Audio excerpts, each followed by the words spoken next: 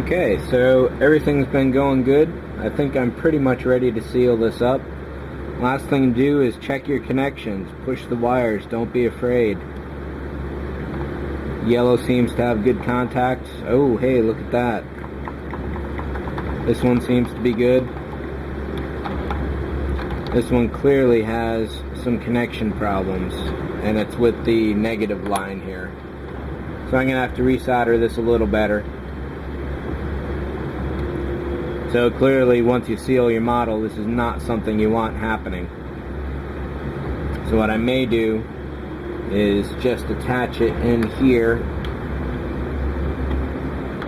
for the best connection.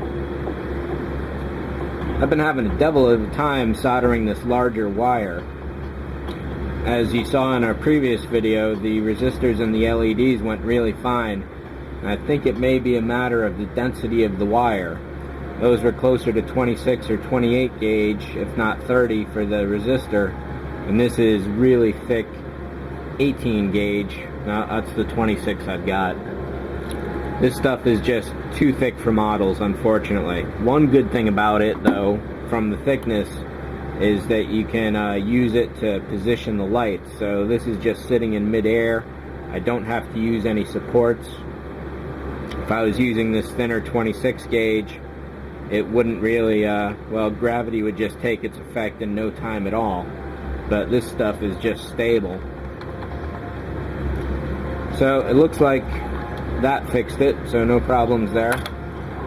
This is awfully close to the positive though, so what I'll probably do is just get some electrical tape, throw that in the mix just to make sure they never make contact, and go from there. So I think the next time you see this, it's going to be all sealed up. Last thing I need to do is run some leads. So I got this copper tape in here, which goes out here.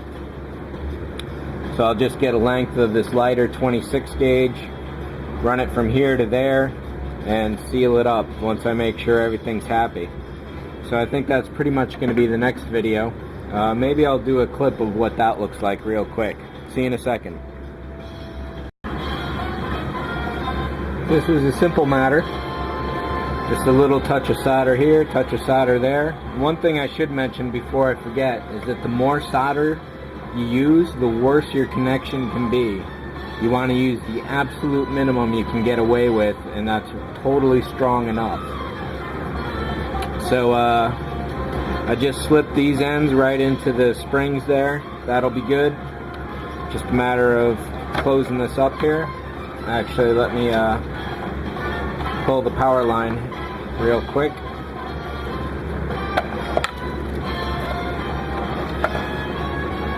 Touch that side, touch this side. And we have light.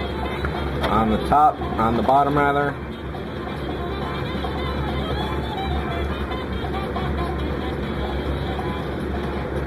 Oh, did I reverse them?